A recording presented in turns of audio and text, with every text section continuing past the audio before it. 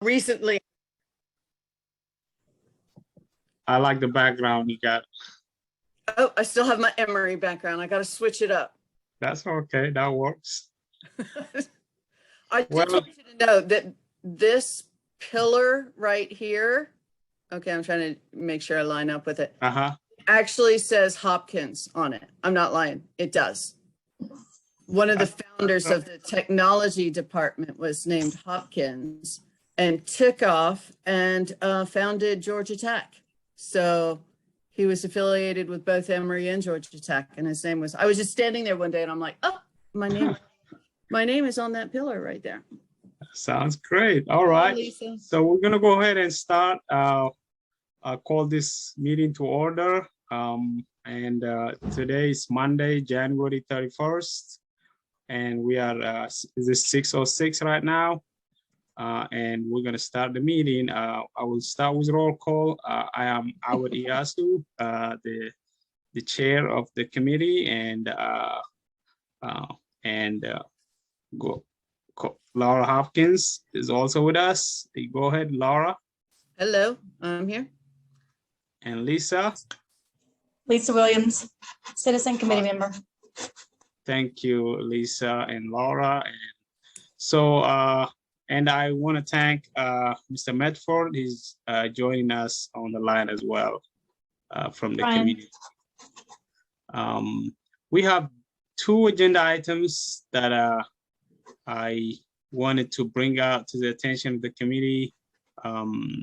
And I'm really hoping this meeting is not going to be very long. We're going to start with the first agenda item. And we all know the comment policy is the same as the work session. So the committee members will discuss, and then we're going to let anybody from the community who would like to say a few words.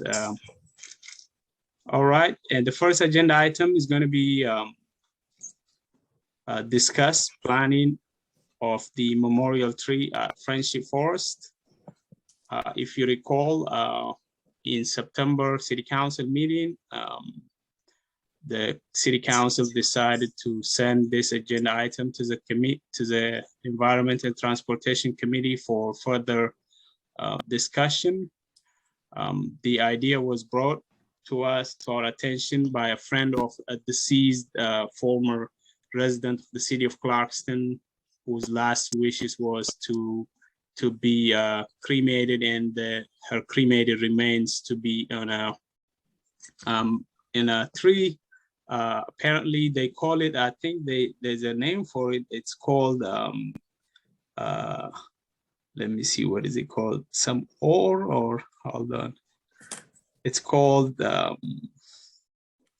living urn. This is a new word for me. So to be memorialized in the living urn, and the tree planted on her ashes, basically. And I think it's really a final wish of a person that loved the city of Clarkston, who lived and grew up here. So we thought this was a good idea. And from the city council meeting, I think there was the only sticking point was about the size of the plaque, or what will be like. But other than that, I think it was pretty straightforward. And I would like to hear more from the committee members on this agenda item.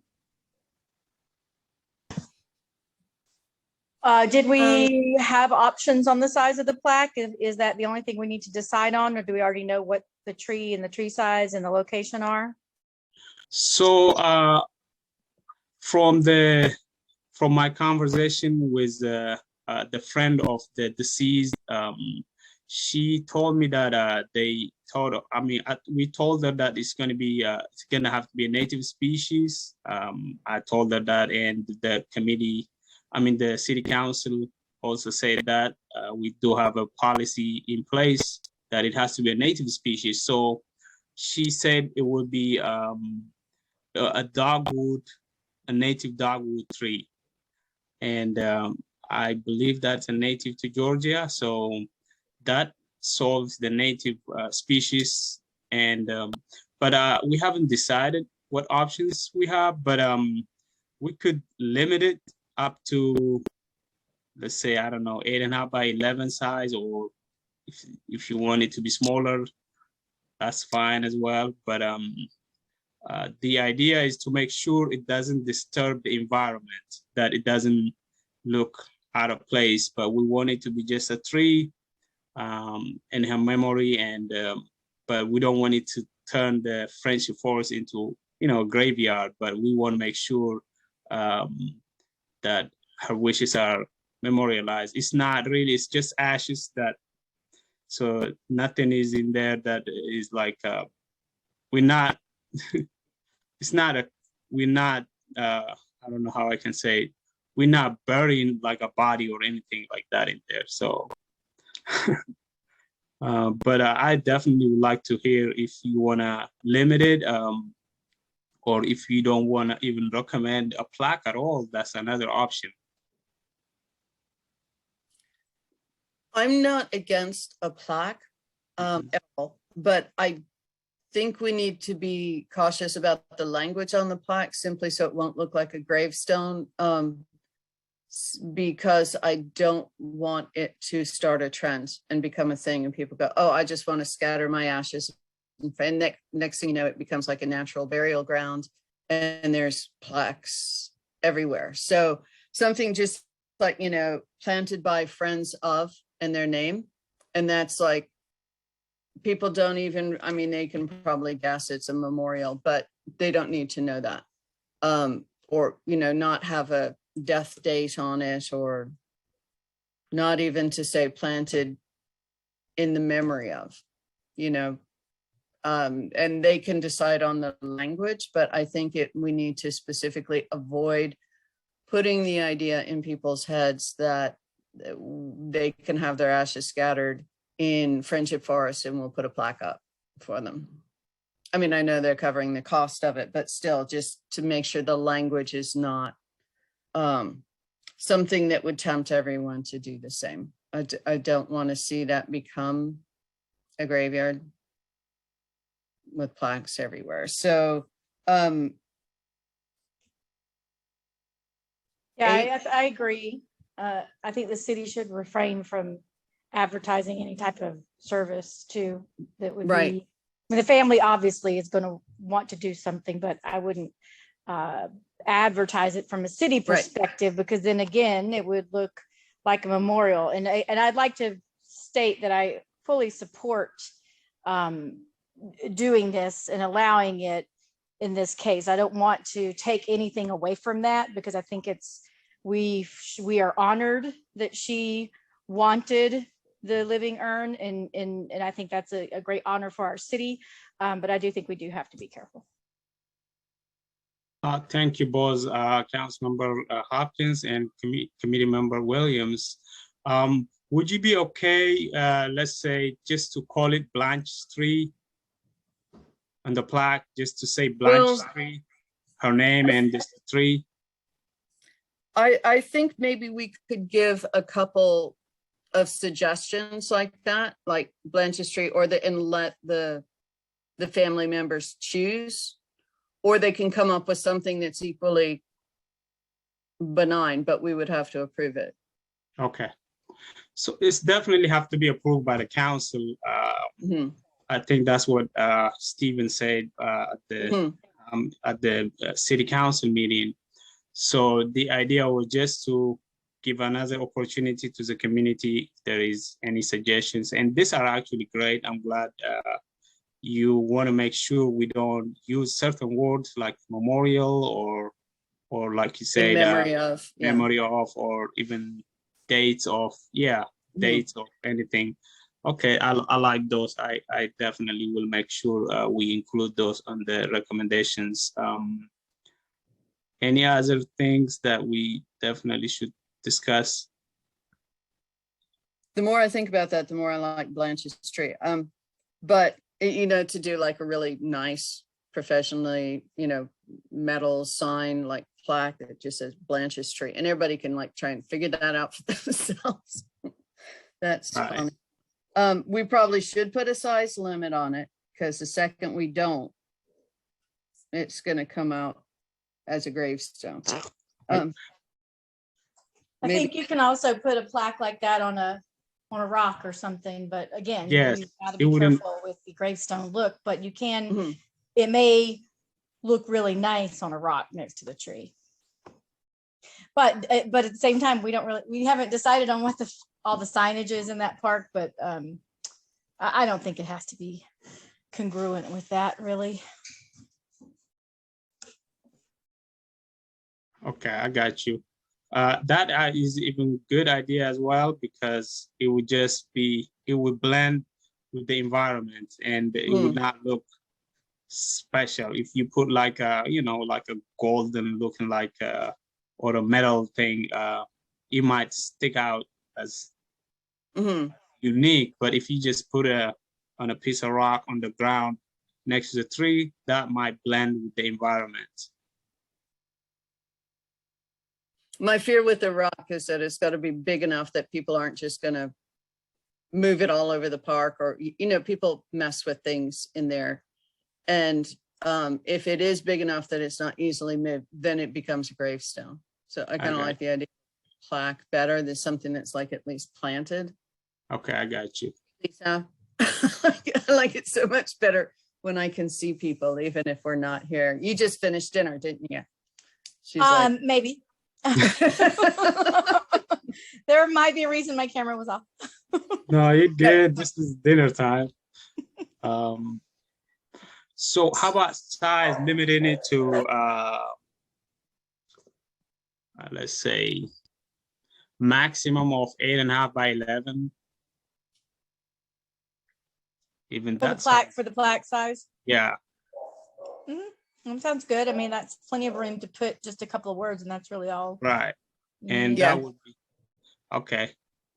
All right. So we'll make sure we limit it to 8.5 by 11, like just a paper size, and or smaller, like they might want to do, like index card size. And we just say maximum. Yeah. And then we let them decide if they want to put a smaller one or and we probably might need to, and that could be discussed at the council meeting with our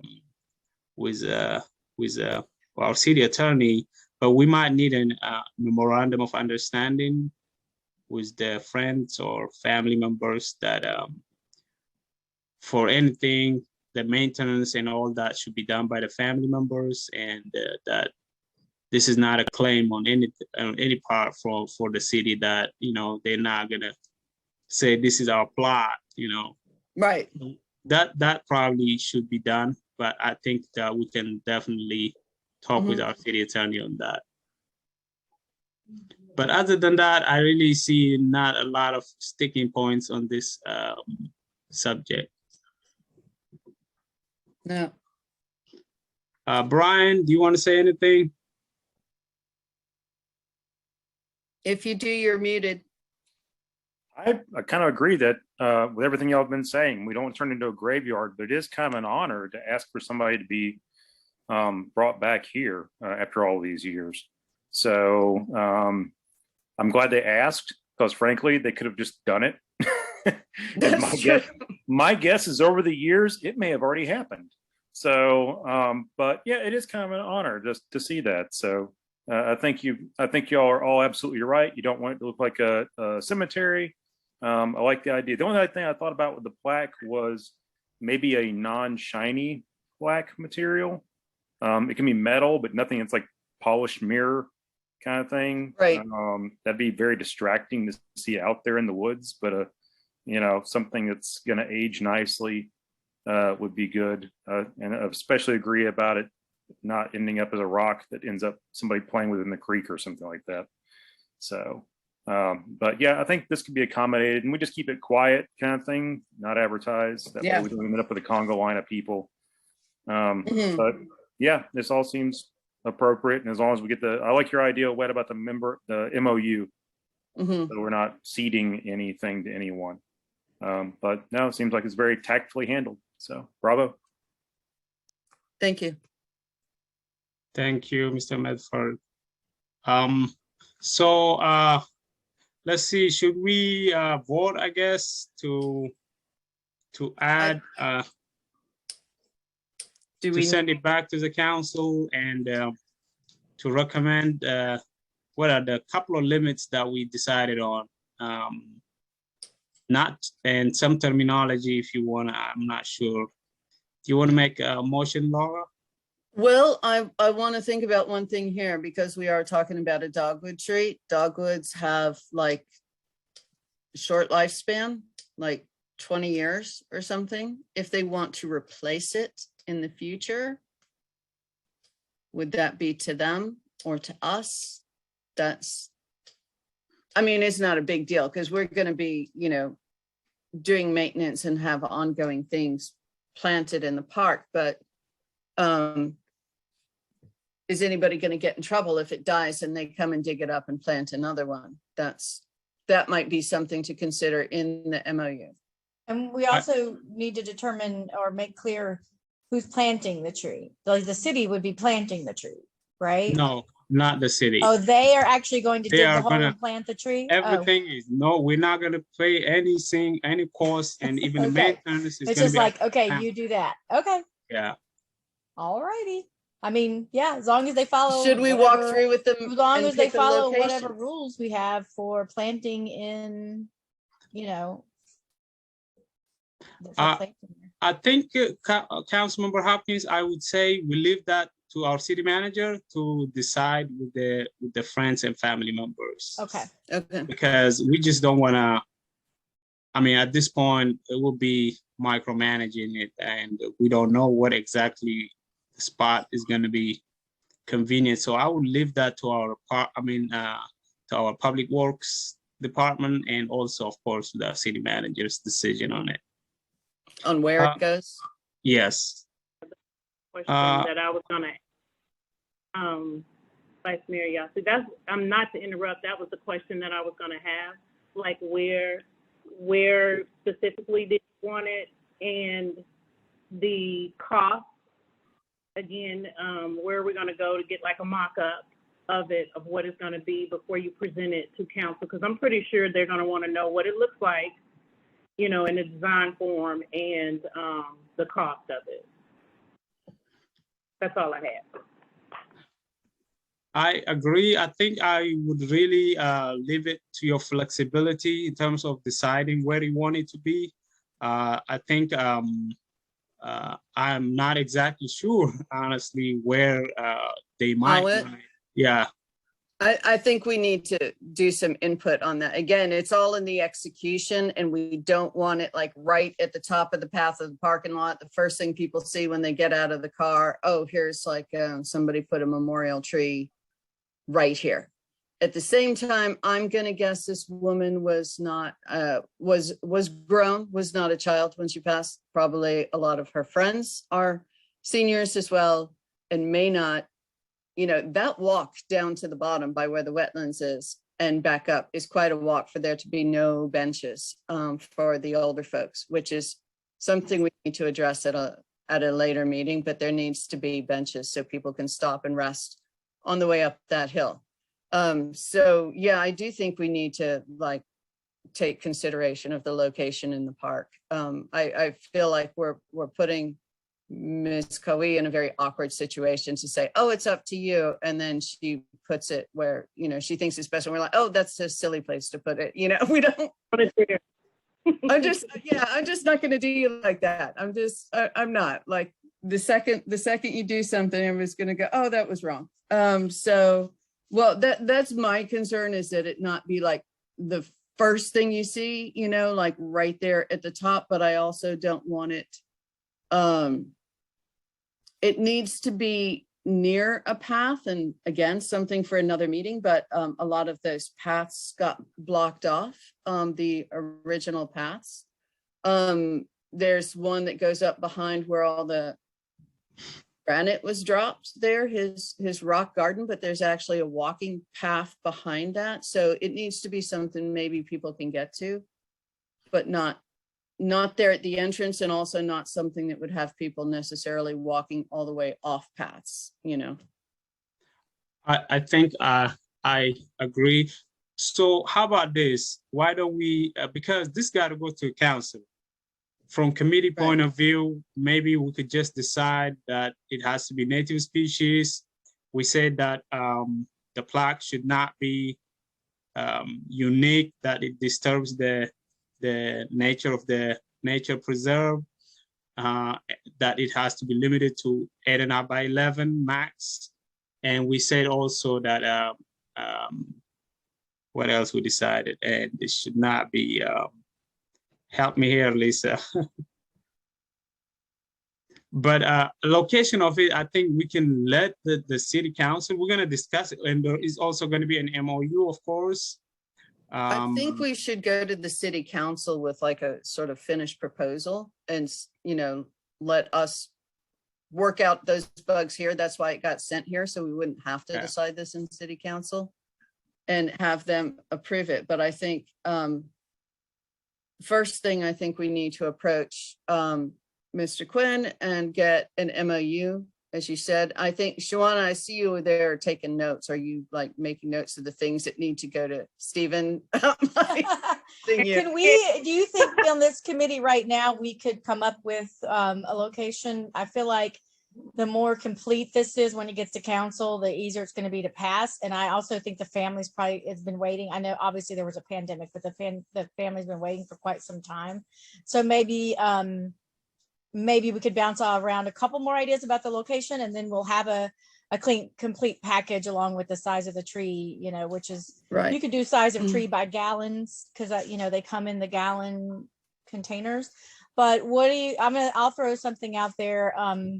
I mean, what if the tree just was along the main road, you know, that takes you down to the wetlands? And hopefully it would be at a future bench spot area, but it doesn't have to be, right? We could just pick a spot there along that main path, which eventually, like you said, in later meetings, we can, you know, hopefully flesh out that path with some benches and stuff. That's one thought. I mean, there's also areas around the pavilion, you know, that could work. So I just feel like if we had something, just, you know, some suggestions outside of going and meeting with the family members and walking through the area and taking a photo, you know, I think we have to come up with something right now, because I don't know who on this call is going to go meet with the family members, walk through the park and take a photo. You know, I don't, honestly, I don't mind, because I would rather it be all like zipped up before it goes back to council. And I think because it is obviously a very personal thing to them, they've gone through a lot and waited a lot of time with this request, that if we could go back with 2 or 3 proposals or suggestions to them, and let them pick the best wording for the plaque, the type of plaque. We know we want it like not painted. We would want it either on a metal, like a professionally done plaque. I do kind of like Brian's suggestion that it be like not very shiny, like a more durable plaque. But the cost of it, they're going to be doing the cost of it all anyway. But if they could pick the type of plaque they want, and run it by us again before it goes to council, and then we approve it and then send it to council, then we'll have the MOU, we'll have the location picked out. They could tell us which of those locations maybe they think would be best. And they could have a proposal for the plaque and go with those 3 things back to the council. So so it seems like we might have to have another meeting, I guess. So what we could do is, in the meantime, I could call Councilmember Robson, who is the friend of the family who brought this to my attention, and I can share with her that we would like to meet her and walk with her at the park, so that she also can hear it from us, that what are the things that could be contentious in the future, and we will flash them out with her as well in person. we could share with her all the things that we said at this meeting, and so that she knows, and she can also help us with some of this stuff, I guess. Right. Okay, so we can skip this agenda item and just table it for now. Well, next meeting. why don't we I'm rather than having anything to vote on, but our action items, maybe set up an appointment with them next Saturday morning. You want to do? I'm not exactly sure if that would work with them, so that's why what I will do Well, is we can try. as soon as we're done with the meeting, I will email and I will copy Right. Councilmember Robson with the committee, and Mhm. that way we could, and I'll call her as well, and that way we could actually find a convenient time and Mhm. that we can meet and walk. Yeah. I mean, unfortunately, I'm very like Monday to Friday, 9 to 5. So and it's dark at, 6 to 30. Yeah, so weekends are good for you. I got you. Yeah. So it has to be weekends for me right now. How about you, Lisa? I'm pretty flexible. If the family wants to do it on a weekday, I can meet them over there around lunchtime on a weekday, as long as I have enough notice to get on my calendar. All right. But And whatever works. does anybody else have suggestions for wordage on the plaque? We have Blanche's tree planted by Friends of Blanche. Brian, you can chime in on that one. This is casual at this point. There's 5 of us here, so. I am a technical writer, so unfortunately it would be short and sweet. You'd be tree. Basically what I do. Yeah. Ms. Cowie. Yeah, just like you guys had said before, simple, planted by friends of, just you don't want it to be a memorial site for them to, start putting plants by it when they come and walk through the forest. You don't want them scared of it. You want them to, acknowledge it and just, walk on by. So planted by friends of, I think that's nice. And hopefully, like Lisa said, get a bench in the area, where they could probably just sit and just bask in this nice tree shade. Yep. Yeah, somewhere, because do we have any bench? We have like 1 or 2 of those granite benches down there where which keep getting pushed over. So, yeah, we'll take it like a challenge. Yeah. I said, yeah, we just had to replace those like almost a week or 2 ago. Okay. So you're going to contact them? I will. I'll make sure. We'll get some feedback. Either me or Lisa can meet with them, get some feedback. And whoever meets with them, or you might just want to say in the email as well, we'd like to have an MOU just so we are, protected for the future, that we're not ceding property, or that it's just a tree and they can be responsible for maintenance of it. But I think if it dies and they want to replace it, they can, but I think maybe the planting should be done by the city just for liability purposes. I think there is an organization that they actually do the planting. Yeah. Okay. And they actually put in the ash and everything, and they actually grow the trees. So I think that could be done by the professional company. Okay. But I like the idea of what you said, the replacement. The replacement could be, I think it's okay as long as they replace it at the same spot. I think that wouldn't be a problem. Right. But we're talking about 20 years down the road, I guess. Right. But they may have something they want in there as well. So we need to let them know that such a thing needs to happen, and then give them the option if there's anything that they want to make sure is covered in there. Yeah, so we can make sure we all add all of that to the MOU. Right. Well, that's what I mean, that they might want to have stuff in the MOU as well. So we'll ask them when we talk. And then we talk to the family and friends first, and then to Steve Quinn, and then we take it to council. Mm-hmm. But we would like a mock-up of the sign mind before, and we can just email, like, we don't have to have another committee meeting. Right. We can I email think it to each other and go, we can vote on it via email as well. That's totally Yeah. doable. Yeah. Okay. Awesome. Thank you so much. And so we're gonna go to the next agenda item. That is also pretty straightforward. That's a discussion for future usage of the house at 40 Oaks Nature Preserve. While we were getting ready for this, me and Councilmember Hopkins actually have visited the park, and we saw the house.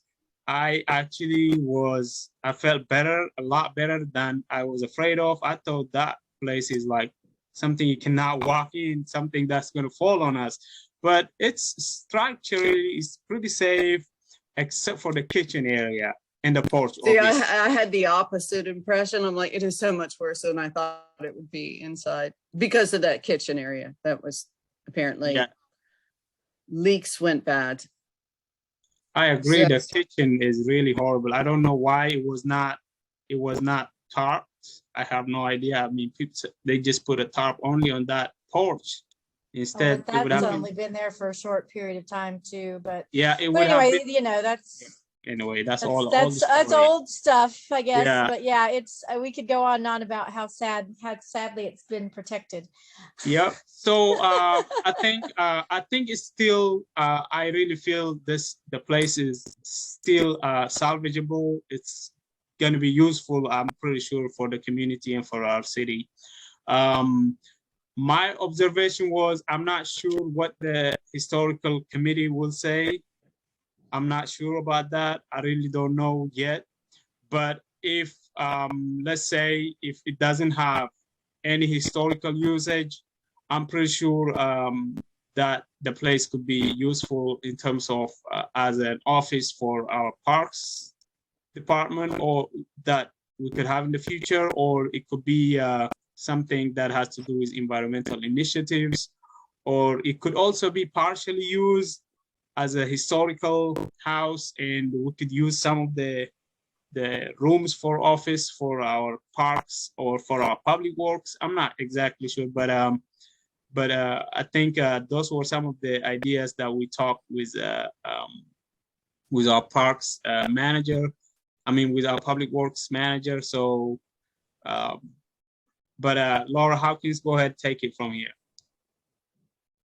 Well, what I was, because I'm a bit of an architectural junkie, and you know, I know we're talking about a 130-year-old house, so I wanted to see like what is in it that's really worth preserving, and is it? And I still and I still think we need to get somebody out there from a professional historic preservation firm to evaluate it and tell us what they can about the history of it. I did, and I made Awet go up there as well. I did stick my head up in the attic, and it's interesting because the timbers that are holding up that roof have like live edges on them. Like you can see not just the grain, but I think there's like, there's not a square thing in there. It goes with the grain of the wood. So they're all kind of, it came straight from the sawmill. Like you can see the marks from the sawmill, and you can see where the edge of the tree was. So, you know, that is something that wouldn't exist. It does have the features that I thought would be in there that were obvious were like, you know, the high ceilings, the 1-foot wainscoting and stuff. The downstairs, I think most of it could be a really nice venue for all kinds, for committee meetings, for small groups, smaller events like that. I do think when we get a city arborist, which will ultimately be a full-time job, any parks manager, which will ultimately be a full-time job, that might be a nice place for their offices.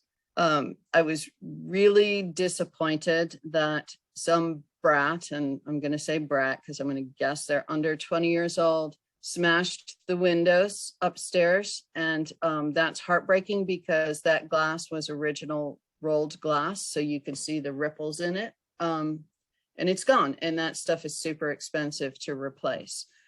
But all that said, the back of it was at some point, I think we decided that the kitchen might be original on the inside, but the outside, the wood clapboard has been replaced with asbestos tile, and that asbestos tile would be ridiculously expensive to remove, because that's when asbestos is fine. It's not dangerous as long as it's intact and not producing dust. But the second you start trying to remove it, that's when you got to get a hazmat team in there, and that's when it gets super expensive. Is that the addition on the back of the house that you're talking Yeah. about?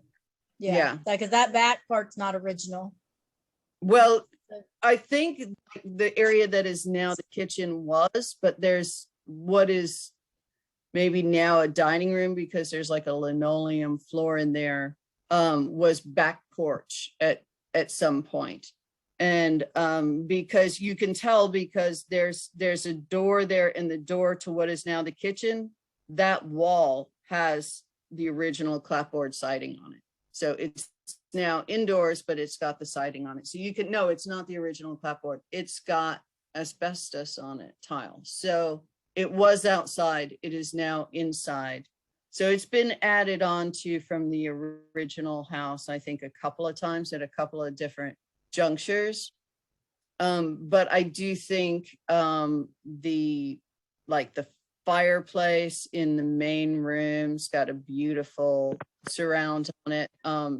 Very pretty rooms. I think would be great for smaller meetings and maybe weddings or smaller events like that. But I don't think it's worth, restoring to original 1902, condition. Like that would be super expensive and not worth it. So I think some sort of combination, my guess is some sort of combination between renovating and restoration. I don't think restoration to original condition would be worth the expense. But I would like to know what a professional like historian could look at and what the house could tell them. Where are our RFP responses? Or what? We had an open RFP for this work. Well, Correct. for the work to be determined, we had a assessment, and then we had an open RFP, and I don't know that the RFP we ever got responses. You did get 2 responses. 2 companies did respond to the RFP.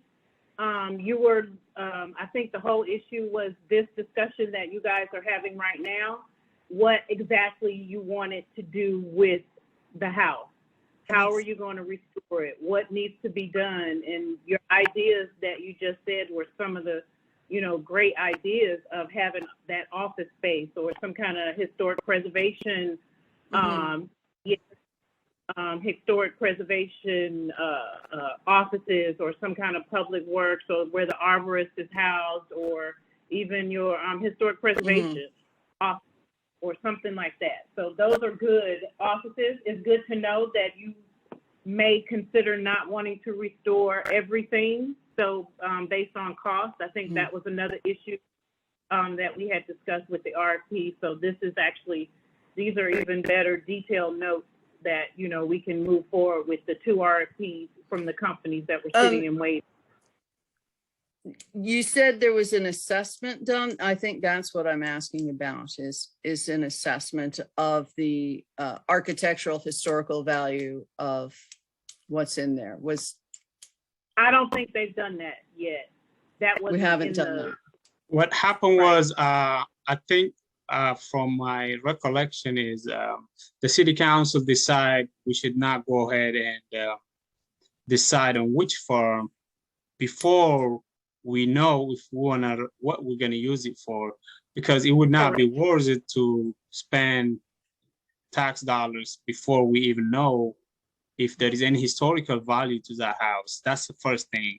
The second thing is, once we know if the historical value of the house is worth it or not, then from then we can decide also the usage of it, what we're going to use it for.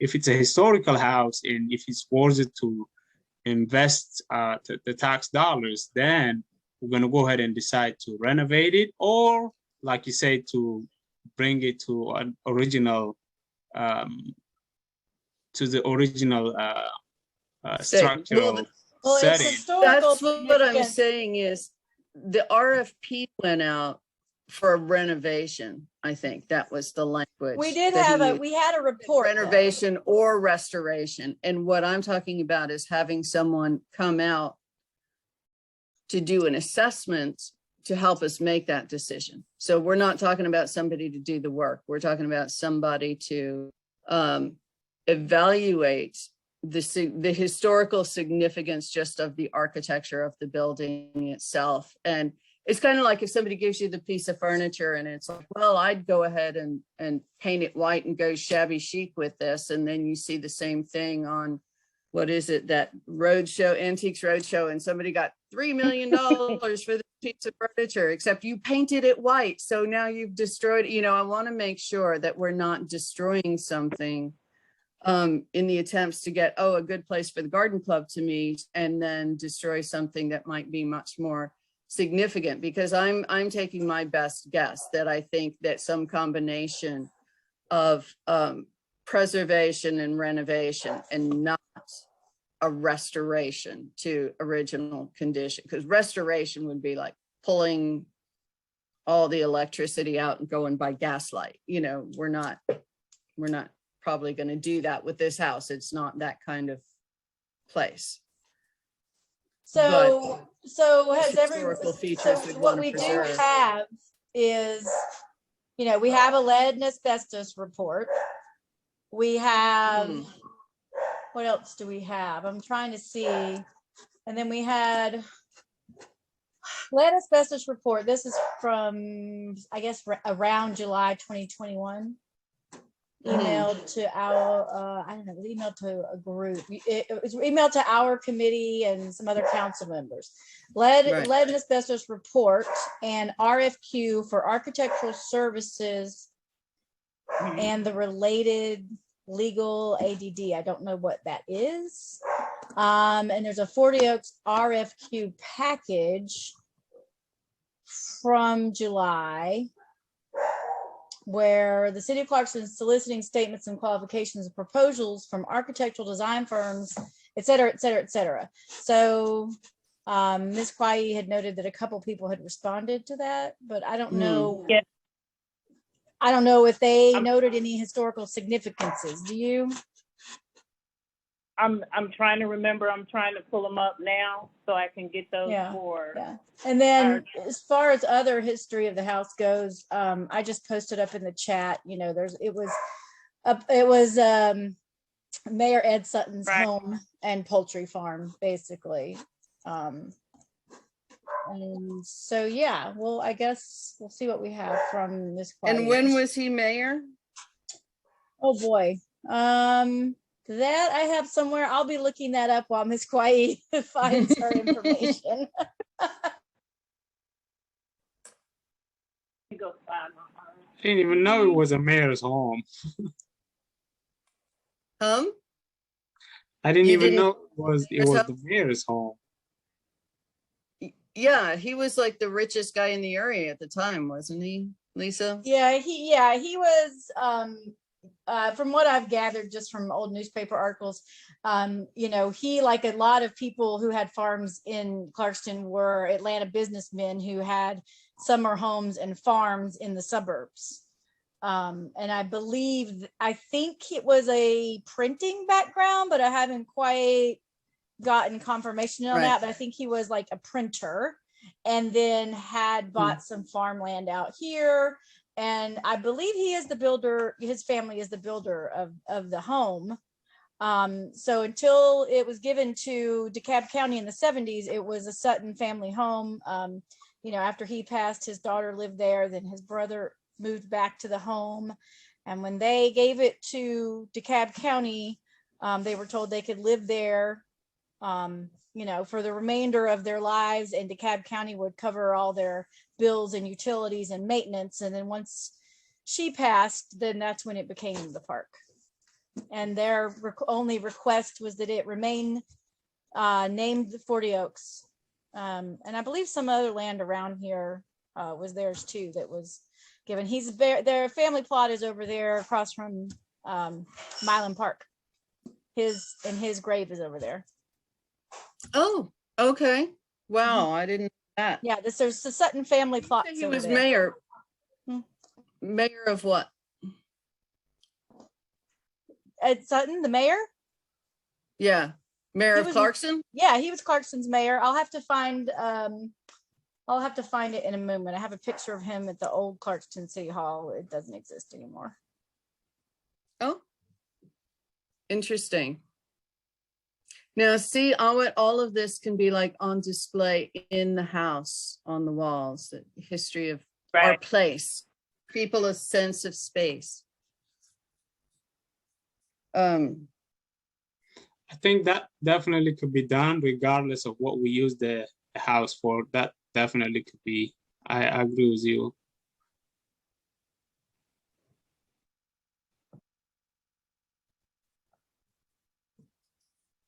Trying to go back all the way so I can find the companies that we actually forwarded to the team to review.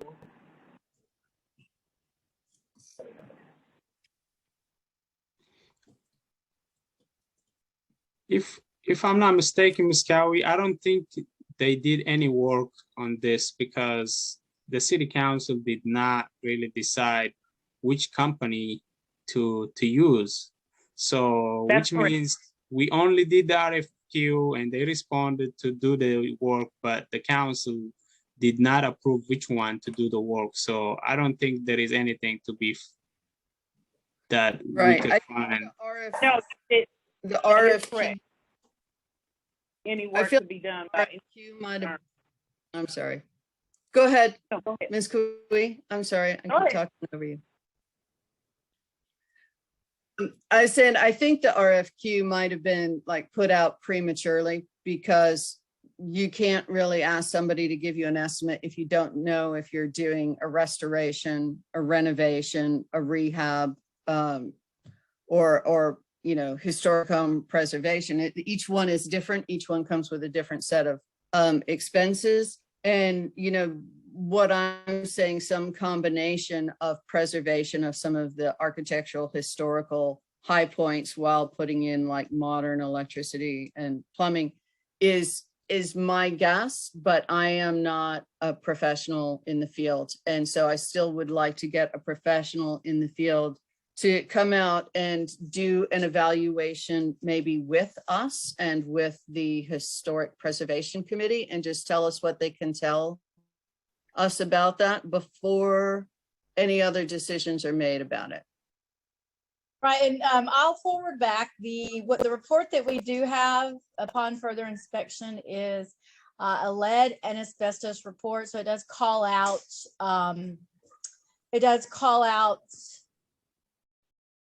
the asphalt shingles and things like that you mentioned, Laura, and it says it's a 40s edition back there. So I'll just send this to everybody for review, but it came from the city and it was an asbestos report by United Consulting. There may be a couple of tidbits that you can glean from the report regarding architecture, but he is one of the ones that dated it. He's the one that said it would have been turn of the century based on the architecture in that report. So you have it, you've got that report. Yeah. Okay. Yeah, okay. I did see that. He also is the one that said it was a pre-demolition report, so they didn't mind anything about punching and they holes poked holes in the walls. Yeah. Okay, so we're all aware of that. And then all right, so. And I don't think the historical committee has done any work on this, if I'm not mistaken. The historical committee, I think. Okay. I think we need to get together with them and have someone do a historical assessment of the home. And just, you know, not doing up a whole RFP, not having them do any work, just come and give a professional home preservation historian walk through and tell us what they can tell us about it. What do they think is worth saving? What do they think, we're not painting, old French heirloom with white paint going with shabby chic when it, should be in a museum. I want to make sure that we're not doing something stupid. And that's not going to cost a fortune. That's something that's within the city operating budget, I think, to have someone come out and just do an evaluation and an assessment for where we should go next. I also think that's something we should certainly bring the historical committee in on, as far as, discussing the history of the house.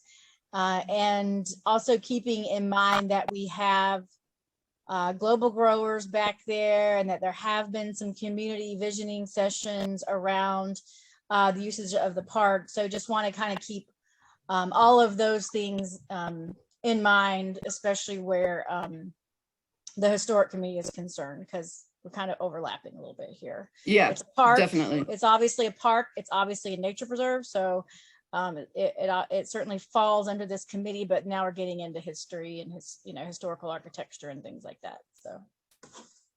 So yeah, I think we need to get with them, get a professional out there to do an assessment, maybe do a walkthrough with us, and then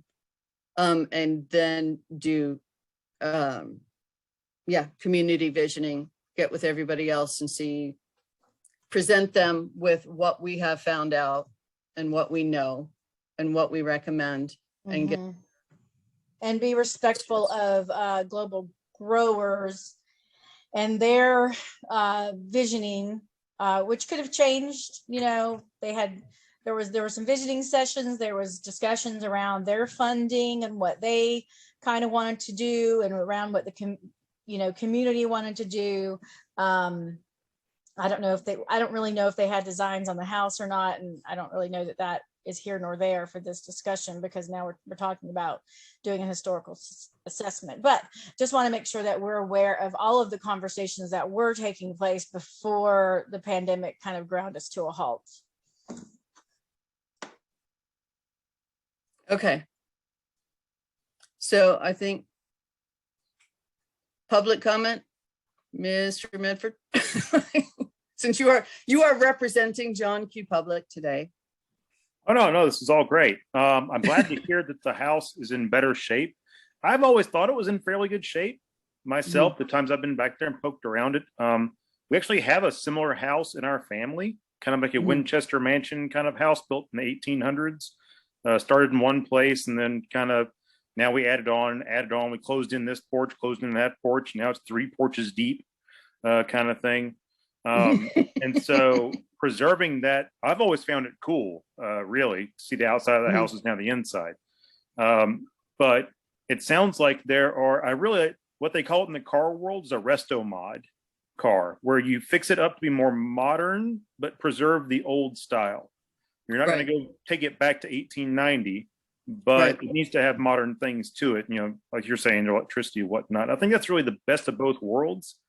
Absolutely right about preserving some of the things in place. Asbestos, of course, is, like, as you said, it's fine. Don't lick it. Don't eat it. Just leave it in place. Exactly. Should be fine. So, but I've been spending a lot of time lately at Woodland Gardens with my kids. It's kind of our new go-to place just for kind of peace out, hang out with the kids, go explore nature thing. And they have a little pavilion in there. It's a multi-use pavilion. Actually, my father-in-law used to teach exploring nature with your child at that pavilion at times. Just kind of a great place to walk around and look at leaves and bugs and stuff. But I think the idea of using the house as a multi-use facility, you're not going to have a huge banquet there, no. But maybe one of the local homeschool groups could use it as a space for teaching class every once in a while, or having it as the park department makes perfect sense for our future park person to do there. So I think maybe in some of those ways, if it's not going to be a full-time use location, if it's not going to be, manned 5 days a week, 52 weeks a year, we might be able to look the other way on certain things, like getting it insulated, or making it, highly livable kind of thing. You wouldn't need to have a fully working stove and all that thing. You wouldn't have to have all that stuff. Right. Just make it more of a waterproof, large tent kind of idea to have things. But it definitely, it's not past the point of no return. That's for sure. I think keeping global growers in mind is great, because they have been back there working. And I think there's a great way to even showcase some of the old farming methods, maybe, with what they're doing there, because you could show what it was.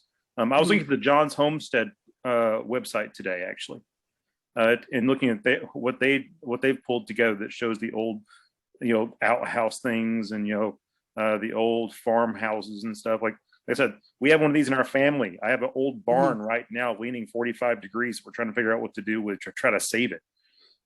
So there are these things, and definitely the history of it, especially if one of our mayors lived there. That's cool.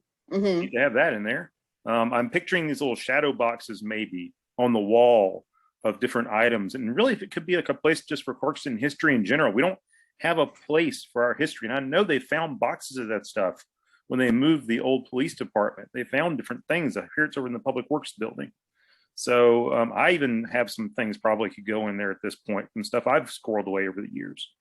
But definitely having it lovingly restored to operational, but not overly done, like you say, to destroy the originality kind of thing.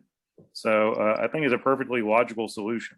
So I'm here taking notes and watching and checking on the meeting. Amy wanted to say her concern are it's going to be too expensive to fix up, and that the value of the house may outweigh the cost of fixing it. So because the house that we're trying to fix up in our family is going to be extremely expensive to get back to just where we can heat it and light it. So she's been dealing with these issues for years. So she's worried about spending cubic dollars on the building. Maybe if my idea, we dollar cost it out over the years. Maybe we spread it out over a 10-year budget. I don't know, kind of thing. Make it waterproof first, and then move forward. Eat it a bite at a time. Tarp over it. Waterproof it first. No. Yes. Well, no. Fix the roof. Fix the outside. Fix it so it doesn't continue to fall apart, and then we can move forward a bit at a time with the budgets. I'll just be honest with you, like that kitchen roof caved in. Like it It wasn't caved in last time I was there. That was.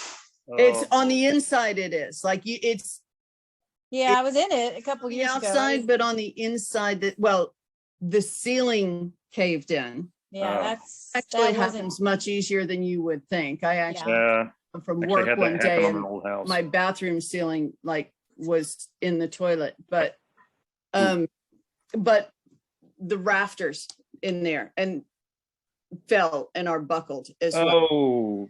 When I was just in there, it wasn't a couple years ago. That hadn't caved in yet. Right over the stove. Over too bad. the stove. And but that's the area that's in the add-on. That was 2x4. Wasn't okay. That's not original.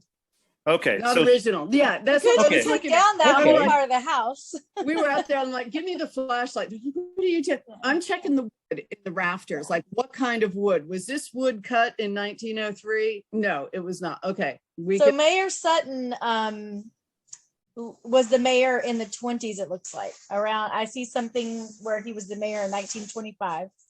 But he lived in Clarkston since 1892. He was a printer who was one time associated with the Atlanta Journal, and also taught printing. So we could potentially date the house. I still haven't determined if he indeed built the house, but it's very possible that his family built the house in the late 1800s. The photo that we have was from when was that photo? The photo in the article that I posted in the chat was from, what year is this? Well, it would help if there was a year on the paper. We dated it at one point. This photo was like 1901 or something. So anyway, it's a late 1800s house, I believe, is a starting point. So there may be historical documents possibly in the attic or possibly even part of the walls. You might be able to date it by, because sometimes they would coat the walls with newspaper. Right. You might be able to determine some of the earlier dates there. I found architectural drawings in my attic, oddly enough, when we renovated. So you'd never know where things are going to pop up. So that might be one of those things to look around and see if the house. I know you said you popped your head, Laura. You said you popped your head into the attic to see the rough hewn timbers up there. Somebody may at some point may have tucked something to the side or stored something up there and forgotten.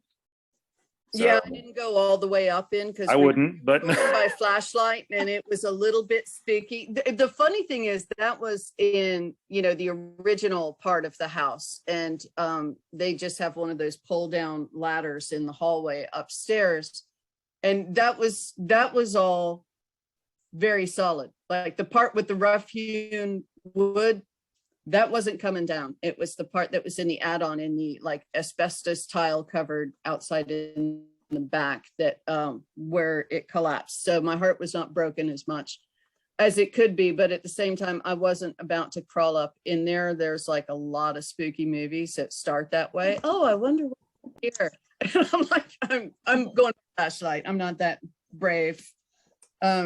And nobody else was going up with me. So I'm like, I'll just stick my head up and look around. It appeared to be empty, but as you say, you're right. Very often you can find newspapers or things like, you know, find all kinds of things tucked away. One advantage of people punching holes in the wall is that I could see that they had put drywall on top of what had originally been plaster and lath walls. So then that's why I say some combination of renovation and restoration, because we can't get back to the plaster and lath without going through a ton of lead paint. So let me see, what is going to be our next action item on this? What do you guys recommend? Can we ask Ms. Kwai if the city can just order this assessment, or does that have to go through council, or can we have a historical assessment done to kind of, you know, we've already done the asbestos report, and if we could add a historical assessment, that would be great. That is actually what I sent to you guys, because that was a phase 2 of the RFQ. And that was in the 2 I just forwarded to you from Architect and Kramer.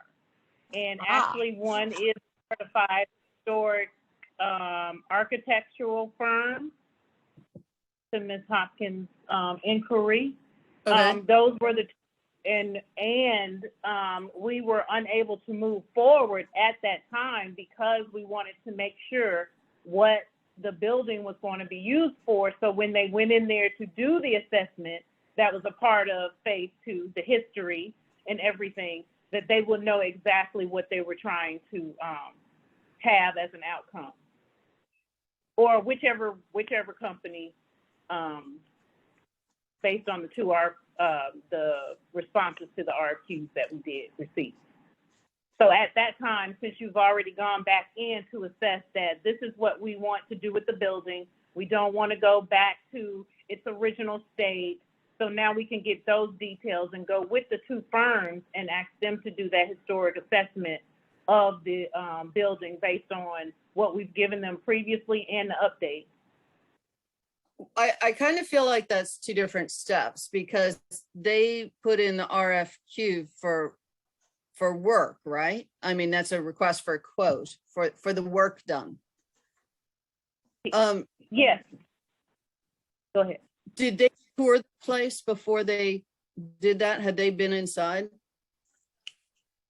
They did submit it based on the list of services that we provided to them based on the RFQ from Larry Kaiser, and I did review it at that time. I was in the background during that time. But I think it was with the information that they submitted based on the proposals that you do have, it wasn't as detailed on what you were seeking based on the basic information that we got based on the RFP or RFQ. I'm looking at this response. So basically, So they're saying that these are their hourly rates. So, and that they can come in and do these historical assessments. Is that what they're saying? They're saying yes, and until we were not giving them that phase 2 to go to phase 2 to go into the more details. That's why they presented who the 2 firms were, and then we were going to choose a firm to go in and do the more detailed assessment of the historic, significance of the property, et cetera. But the question at the time when we were discussing the proposals were, can they go in and what the city or the residents really wanted to do with the property before they went in to do the assessment. Well, see we got 2 set. Okay, so if you never put the executor of the estate also be the beneficiary. Okay, there's certain things you just automatically by design creating a conflict of interest. And so that's why I would say the person to do the assessment should be somebody who is straight up like a historian, but not necessarily the same one to do the work. Now, these people were responding to an RFQ to do the work. They couldn't really give an estimate of what it would cost. They rely on a completely objective opinion of the historical value of the house, because how they answer that question will determine how much money they're going to make by doing it. So I still think we need a historical assessment separate from those that are gonna do the work or not gonna do the work. Just somebody who's not gonna do the work to tell us if they would do the work if they could. Basically, if this were your house, would you pay all this to get it done? Well, if they're the one going to get paid, they're going to say yes, probably. But a historian is going to say, that's not worth saving. That's not worth saving. You could probably tear this whole addition off and, be in the same place. And then deciding picking who's going to do the work is a separate decision. But I still think we need an objective third party person to do a historical evaluation, not based on RFQ, but based on walking through the house and telling us what they're seeing. So Does that make sense? Then you want a company to do the work. It's their list from the historic evaluation, and then they take the evaluation to the company and say, can you do this? Or if they can do the work as well. Well, no, I want them to come back to us. Like I say, I'm not going to go to anybody and say, I want you to do a complete restoration to original condition, unless I have talked to a historian who said it's worth doing that, or just a renovation and make it usable and modern thing, or, a preservation. Which we're doing depends on the historical assessment, and they would come back to us, and then we can form an opinion, because we have what we think, but none of us are experts, and so we have an educated guess now, but I would like a more educated guess, because a 130-year-old house, once you've destroyed it, you wait another 130 years to get one. Well, somebody can, but I won't be around for it. So, I don't want to destroy anything irretrievably without a historian evaluating it first. And then we can make a decision if what we think might be the right thing, like doing a combination of preservation and renovation, is the correct decision. And then we go put out an RFQ when we know what we want to do. But I'm looking for information to help us make this decision as to, is it worth the money? A historian say there is absolutely nothing interesting or novel about the house. I would tear it down and put up a brand new one in a historical style. So, if they say that, then maybe we could do that. But I'm not going to pay for an evaluation from the person who's going to get paid to do the work. Then the more work they do, the more they get. I think I got you, just Councilmember Hopkins. just up by design. I agree with you. My concern is what Brian mentioned earlier, like Amy's concerns.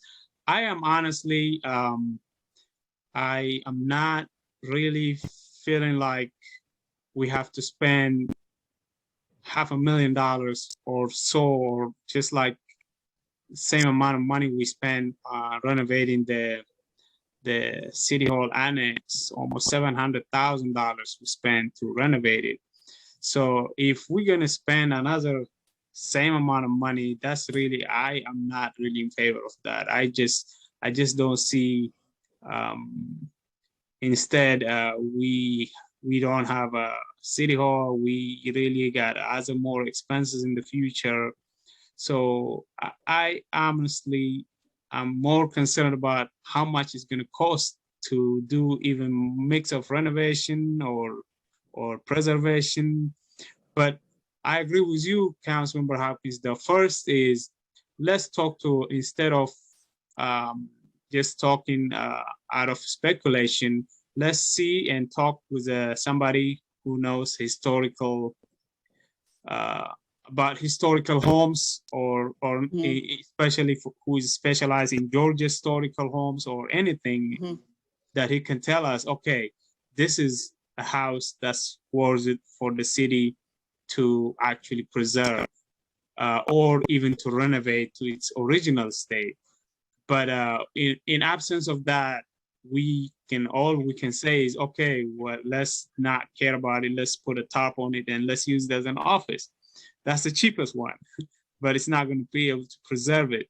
So so what we can do is, let's see if Ms. Cowie, if you can, or actually maybe we could reach out to the historical committee and tell them this is what we came into a conclusion from our committee point of view. We need a historical preservation person to look at this house and tell us what is important. Tell also the other committee as well, so that way we could decide together what is the next step. But from now, I see from this point, I don't think we have a consensus what we're going to use it for, because we don't know what's the value of it is. So our next thing should be probably to reach out to the historical committee and ask them to have a meeting and discuss this agenda item, and we can be there as attendees and share with them, and also the city manager can share with them what we discussed. Yes, go ahead, Ms. Cowie. We actually did present it back during that time when the request was for them to review it themselves. Of course, they're not a certified, the participants are not certified historic preservation individuals. So they too agreed that an additional assessment needed to be done to determine the historic significance of the property. It was something that they couldn't do themselves, but they did review the document. So we have done that part of it and discussed it in our historic preservation meeting last year. So we've done that, but they were way down. So that it seems like the next. So all this conversation to find out we just got where they were a year ago. Okay, so excellent. Okay. Well, that's actually great. So from here, Ms. Cowie, it seems like both committees are in agreement. I think you can definitely reach out, use an email, and follow up with the rest of the council, of course, if you have to. But I think it seems feasible to go ahead and find somebody with an expertise who's not going to charge us a lot of, who doesn't need any RFQ or any of that, who can actually assess the place and tell us its historical value. And from there, we can decide if we want to go ahead and renovate it, or just find somebody to bring it to its historical setting. So I think that's the direction. Sure. Yeah, go ahead. I'm pretty sure there's going to be a few people on that historic committee that would like to do the walkthrough with him, and I know I would as well. So I will make time to be available whenever that is to happen. Like I would love to if it doesn't overcrowd the space. No. right. And You the floor right. doesn't cave in if we all vote. You can only walk through one at a time. One person wait at the door. No. One comes out, the next one goes in. That kitchen is a little like Only if the kitchen. you're talking to a structural engineer, I can see him saying, can we go outside to talk about it? Because Yeah. The stairs are solid though. not The really stairs are safe. very to stand solid. here. They're very solid. So let's try and set that up.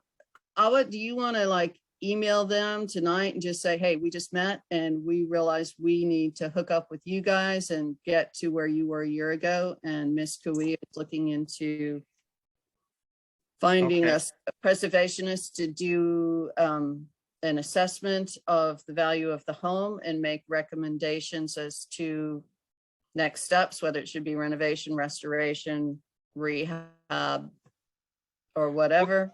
And What I then can do, yeah, what I would can be do is community if outreach. Shawi can send me the emails of the historical committee members, historical Probably, yeah. preservation committee members, and I'll follow up and I will kind of I will piggyback on all the discussion that we had a little bit, and I will make sure I mention to them that we'll go ahead, and also the rest of the council members need to know that both committees have decided to consult, so that'll be easier for our city manager to go ahead and find somebody to consult with. All right, I think that's pretty much on our agenda. Is there anything you guys want to add? I'm pretty sure we're gonna need to go to public comment here, but, I think we already did, but Brian already gave us his. oh, okay, all right, I'm sorry. Any more that you can No, add? we're good. Okay, Okay, good. Go ahead, Lisa. Do we need to, are we, okay, well, let me back up. Has Mr. Hadlock resigned from the committee officially?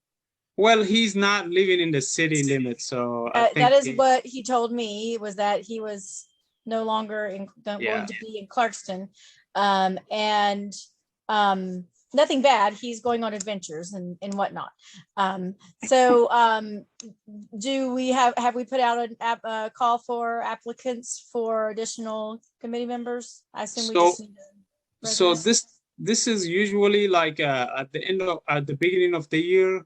Okay. The chairs of every committee, they kind of get applicants and decide if we want to go ahead and continue whoever we have, and I definitely want you, Lisa, to continue. So you'll let me know if you're renewing me? No, absolutely. I definitely have. I like what you have done, so I want to make sure you continue, and we will also have more applicants. So we'll see, and I'll make sure.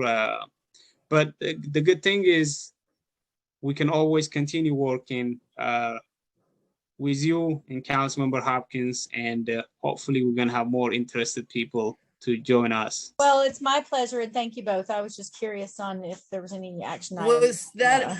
was that our whole committee? Was that, it seemed like. Well, life had We fight it out Yeah. for two people, three people, we still debate it to death. Yeah, we we had life for a while, but He moved out too. he moved. Oh, Okay. that's A right. while ago, and then Warren just moved out actually about a month and a half ago. So Yeah. So it's not been too long. But we are still gonna continue working, and we really thank you on your commitment, Lisa, and of course, Councilmember Hopkins, and thank you so much, Brian, for always joining us on all committee members, not just this one, but on all the Thank you, other Brian. members. And of Thank course, you. thank you, Ms. Cowie, for always I supporting was us. gonna say, who shows up has to show up for all the committees. Thank So you. It is 7:30 at Thank night you, Miss and Cowie. probably has not had Well, dinner either. You want to add something, Ms. Cowie? No, this is wonderful. Thank you so much. Awesome. Thank you, everybody. And looking forward to see you Have a guys good again. night. Take care. Bye-bye. All Bye. right, good night. Thank you, guys. Good night. Thank you, Brian, too. Yes.